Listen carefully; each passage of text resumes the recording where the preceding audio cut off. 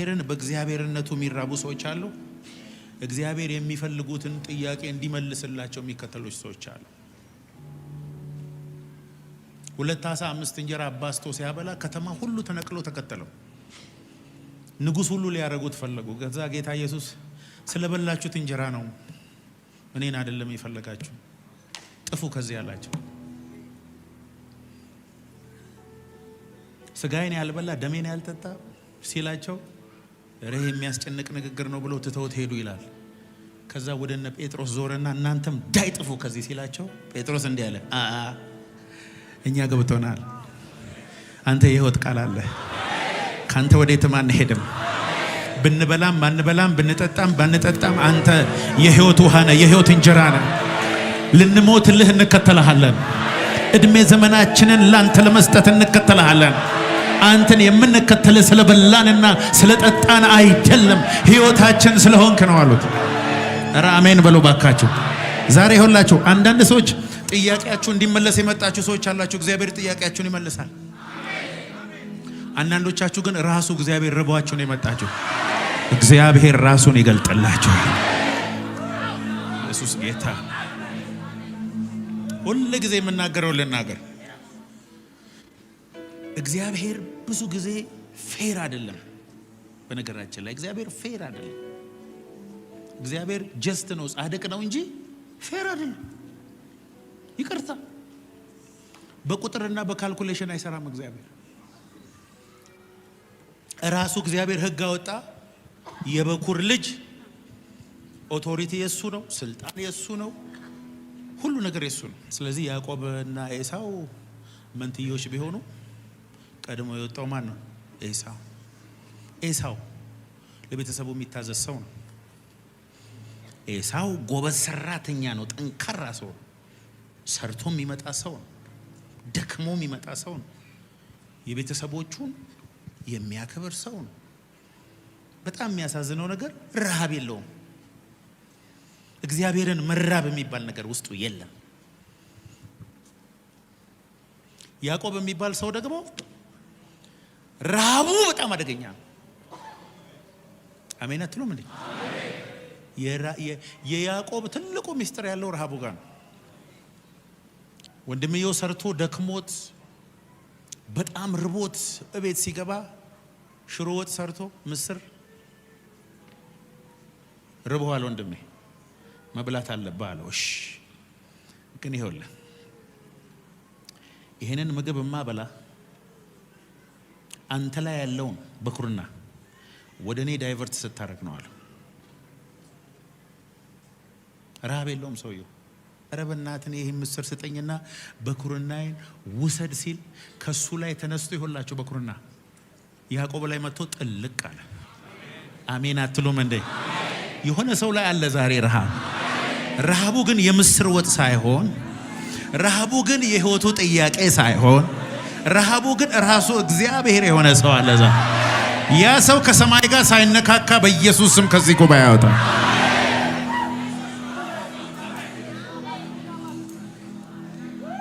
አባቱንም እንደገና አታለው የለበሰውን የብኩርና ካባ አጸናለትና ጠፋ። እናትየው በጣም የምትገርም ናት። ጥፋ አለችው።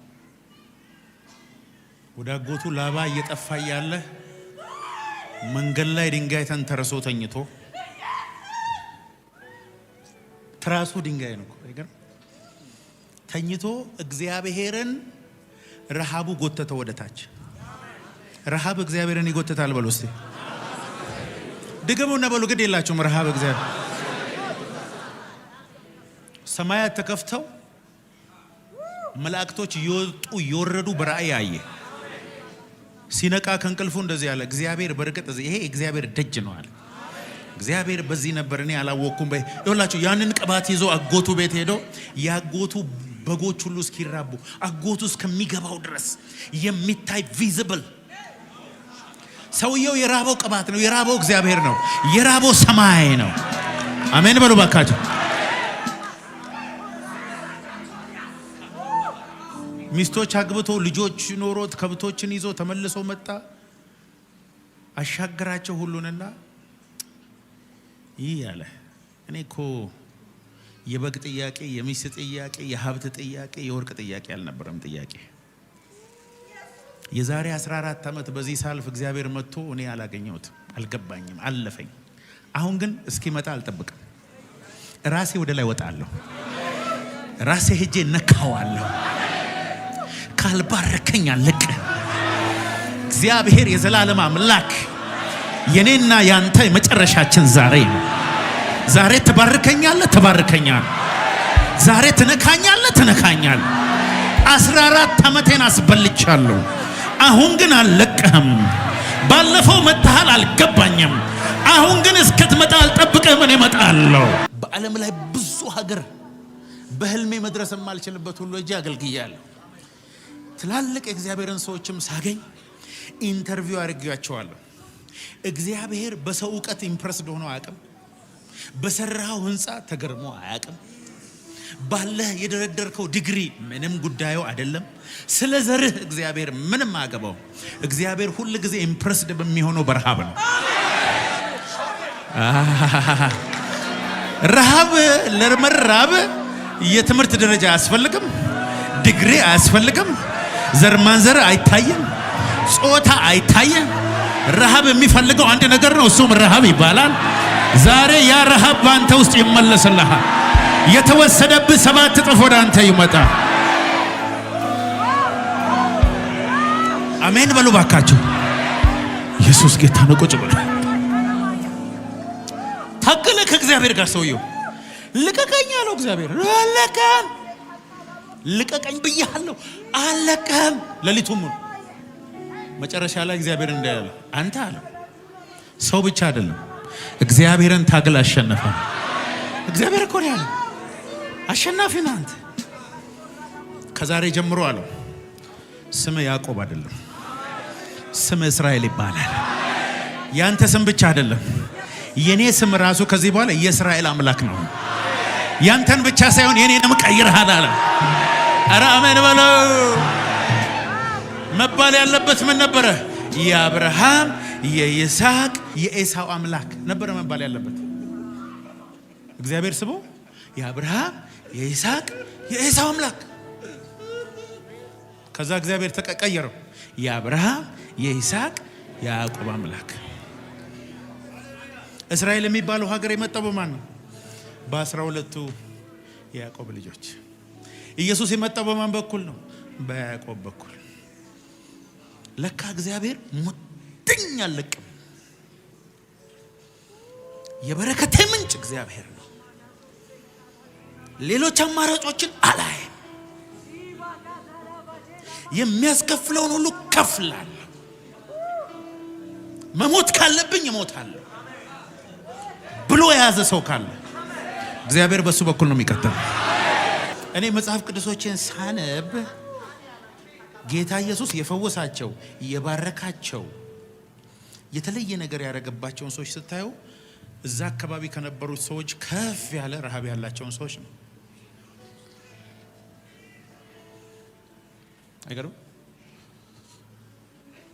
ዘኪዮስ የሚባል ሰው ነበር። ቁመቱ በጣም አጭር ነው። ቁመቱ ብቻ ሳይሆን ደግሞ ቀራጭ ነው። ወደ ህዝቡ ከተጠጋ እንዲህ ተንጠራርቶ ኢየሱስን ማየት አይችልም።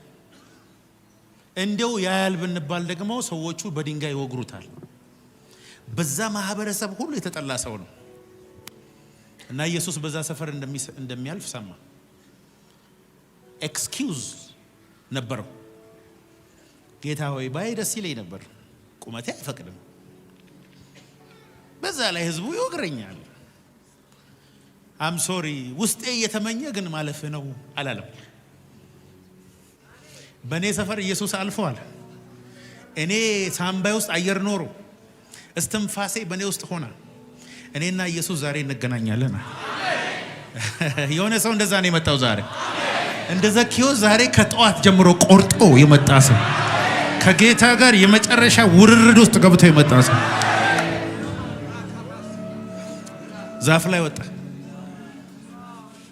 እርግጠኛ ሆኜ ልንገራችሁ ከኢየሱስ ጋር መቼስ ምናልባት 10,000 ሰው 5,000 ሰው ምናምን ነበር እየተከተለ ያጋፉት ነበር ይላል። ነቅተውታል፣ አብሮታል። ከዛ ሁሉ ሰው እንዴት ልብ ሲታይ ከፍ ያለው ረሃብ የያዘው ዘኬዎስ ነው። ዛፍ ላይ ወጣና እያለቀሰም ሊሆን ይችላል። የናዝሬቱ ኢየሱስ እኔን ታየኝ ይሆን? ኃጢአቴን ይቅር ትለኝ ይሆን እያለ እያወራ ነው። ኢየሱስ ቀጥ ብሎ ቆመ። ወደ ዛፉ እንደዚህ ብሎ በስሙ እኮ ነው የጠራው። ዘኬዎስ አለ። ኧረ ስሜንም ያውቃል። አቤት ና ውረድ። ለምን? ከዚህ ሁሉ ህዝብ ያንተ ረሃብ በለጠልኝ። ወደ አንተ ቤት እገባለሁ፣ ካንተ ጋር እበላለሁ። ኧረ አሜን አሜን አሜን። ለኛም እኮ ተጻፈ፣ እነሆ በደጅ ቆሜ አንኳኳለሁ፣ ማንም ድምጼን ቢሰማ ቢከፍትልኝ ወደሱ ገባለሁ፣ ከእርሱ ጋር እበላለሁ፣ እርሱም ከኔ ጋር ይበላል። የኔ ቤት፣ አዎ ያንተ ቤት እገባለሁ። ያን ሁሉ ሺህ ጉባኤ በትኖ ኢየሱስ የአንድ ቀራጭ ቤት ገባ። ምግብ ተዘጋጅቶ ከዘኬዎስ ጋር እየተጎራረሰ ከዘኬዎስ ቤት ውጪ እኮ 10,000 ሰው አለ ኢየሱስን እየጠበቀ። ኢየሱስ ደስ ያለው በአንድ ሰው ነው። ብላ ብላ ብላ ብላ ብላ ብላ ብላ ብላ እያሉ አብሮ ሲበሉ፣ ከዛ ዘኬዎስ እንዲህ አለ፣ ጌታ ሆይ እኔ እኮ ኃጢአተኛ ሰው ነኝ፣ የበደልኩት ብዙ በደል አለ። ገንዘባቸውን የሰርኳቸውን ሰዎች 4 እጥፍ ልክፈል። ገንዘቡንም አውጥቶ ለህዝቡ ለድሆች ሁሉ ሰጠ ዘኬዎስ። እዛ ውስጥ አብርሃም አለ፣ ከበደ አለ፣ አለሙ አለ፣ ጫልቶ አለች፣ ብዙ ሰው አለ። ለምን ዘኬዎስ ቤት ይገባል ጌታ? ዋይ መንገድ ላይ ሲሄድ ብዙ አይነ ስውሮች ነበሩ። አይነ ስውሮች በዛን ጊዜ የለማኝ ልብስ አለ፣ ስፔሻል ልብስ፣ እንዳትረቅጣቸው እንዳታልፋቸው የለማኝ ልብስ ለብሰው ነው የሚለምኑት። በዛ ዘመን ስፔሻል ልብስ የተሰራ አለ። ተደርድረዋል እንደዚህ መንገድ ላይ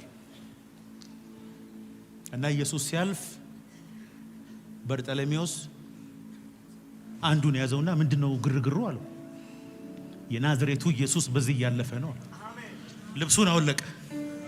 የዳዊት ልጅ የዳዊት ልጅ የዳዊት ልጅ። ሐዋርያት መጡና አፉን ይዘው አስቀመጡት።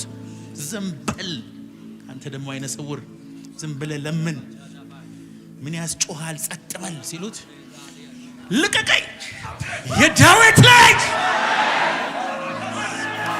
ኧረ አሁን ዝም በል እያለ ያለው እኮ ሐዋርያው ጴጥሮስ ነው። ዝም በል ሲሉት የዳዊት ልጅ የዳዊት ልጅ። ኢየሱስንማ እኔን ሳይፈውሰኝ በዚህ አልፍም። ኢየሱስ በዚህ አልፎ እኔና አይነ ስውርነቴ አንቀጥልም። እስተጠብቀው የነበረው ጌታ መጥቶልኛል፣ አለቀውማል። አብዝቶ ጮኸ ይላል። አፉን ቢዙት ቢያስቀምጡት ዝም በል ቢሉት ሊሰማ ነው እንደ ሰው። እንዴት አይነት ደስ የሚል ሰው ነው። ኢየሱስም ቆመ ይላል። አምጡት ወደዚህ ያለ አምጡት። ይሄኛው ጩኸት ኖርማል ጩኸት አይደለም። ይሄኛው ጩኸት መልስ የሚፈልግ ጩኸት። ይሄኛው ጩኸት ከውስጥ የመነጨ ጩኸት። ይሄኛው ጩኸት ከሰማይ የሆነ ጩኸት። ከጎናችሁ ያለውን ሰው ንገሩት፣ ረሃብን የሚመልስ ጌታ በዚህ አለ በሉት። በጣም ከምወዳቸው ሰዎች አንዷ ደግሞ ሳምራዊቷ ሴት ናት። 5 ባሎች ያላት በቃ ባል አይበረክትላት። ታገባለች፣ ትተዋት ሄደ። ታገባለች፣ ትተዋት ሄደ። ሼም ነው ለሱ። በጠራራ ፀሐይ ውሃ ልትቀዳ ሄደች። ቦታው በጠራራ ፀሐይ የሚካሄድበት አይደለም። የሄዳችሁ ታውቃላችሁ። ጭራሽ ትቀልጣለ እዛ ቦታ። ሰው ከሚያያት በፀሐይ ቀልጣ ውሃ መቅዳት ነበረባት። ጠምቷታል። ለካ ውስጧ ያለው ረሃብ ውሃው ሳይሆን መሲሁ ነው የሚመስለኝ። ልንገራችሁ፣ ያን ቀን እንሰራዋን ይዛ አንተ መሲሁ ክርስቶስ መቼ ነው መጥተህ ከዚህ ችግር የምትገላግለኝ? ግን ብቻዋን እያወራች መሲሁ ክርስቶስ እሱ በመጣ ጊዜ ሁሉን ይነግራችኋል ተብሏል፣ ናና ንገረኝ። መቼ ነው እኔ ችግር የሚያበቃው? ማምለክ አማረኝ፣ በነፃነት መዘመር አማረኝ፣ እውነተኛ ዕውቀት ፈለግኩ እያለች ኢየሱስ እየሄደ እያለ በሳምራውያን መንደር ለመግባት ግድ ሆነበት። ተጎትቶ ገባ። አሜን። ዛሬ የሆነ ሰው ቤት ኢየሱስ በግድ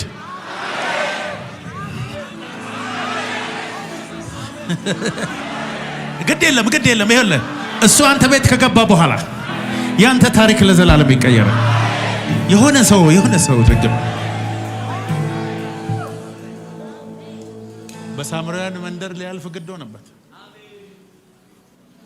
ያ ሁሉ ሺህ ህዝብ እያለ ስንት ፕሮፌሰር እያለ ስንት የሃይማኖት መሪ እያለ ስንት የፖለቲካ ሰው እያለ አንዲት ባለ 5 ባለ ስድስተኛም አለ ቤት። እቺስ 5 ባሎች ሲቀያየሩ በጣም ቆንጆ የነበረች ሴት ትመስለኛለች።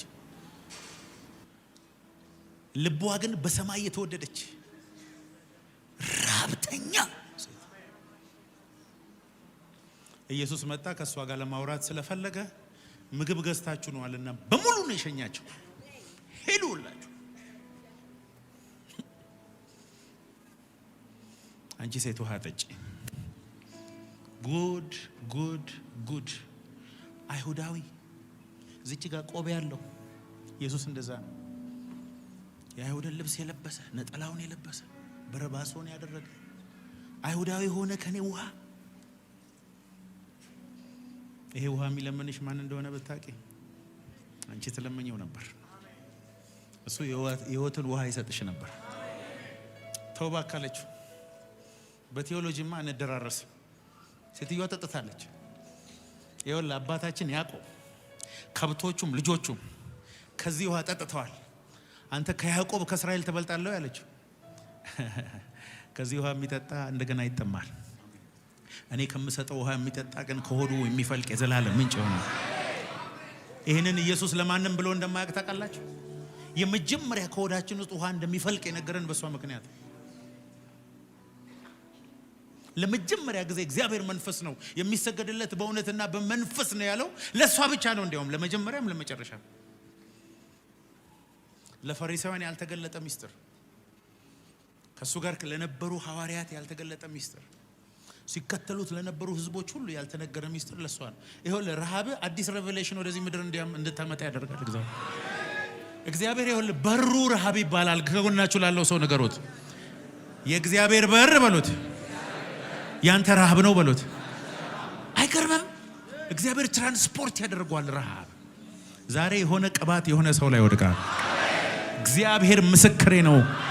የሆነ የክብር መጎናጸፊያ አንድ ሰው ላይ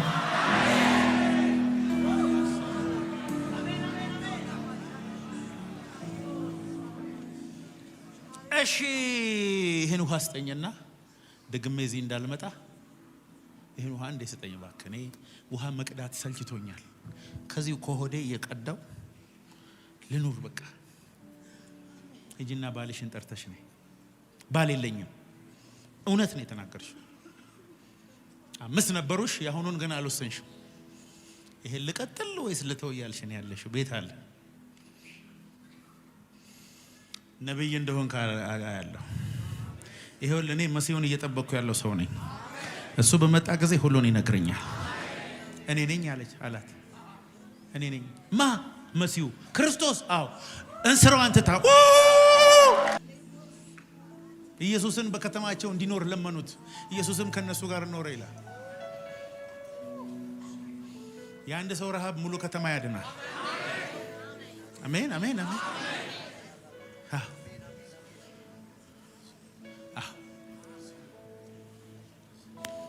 ቢሊ ግራሃም ነው፣ ቦንኬ ነው፣ ሮድኒ ሃዋርድ ነው፣ ቤኒሂን ነው፣ ቄስ በሊና ናቸው፣ መኮንን ነገራ ናቸው፣ ፓስተር ሳሚ ነው። ጠይቁ እስቲ ሁሉንም። እግዚአብሔር በቅባት የቀባቸውን ሰዎች ካያችሁ ኖርማል ያልሆነ ረሃብ ተርበዋል። ኖርማል ያልሆነ በእንጀራ አረካ፣ በውሃ አረካ፣ ለብሰው አረካ፣ ውጭ ሀገር ሄዶ አረካ፣ ራሱ ጌታን ካላገኘው አረካ የሚል ማንነት ካለ ኮንግራቹሌሽንስ። ቀጣዩ የእግዚአብሔር ክብር ገላጭ አንተ። ረሃብ የሌላችሁ ሰዎች አም ሶሪ።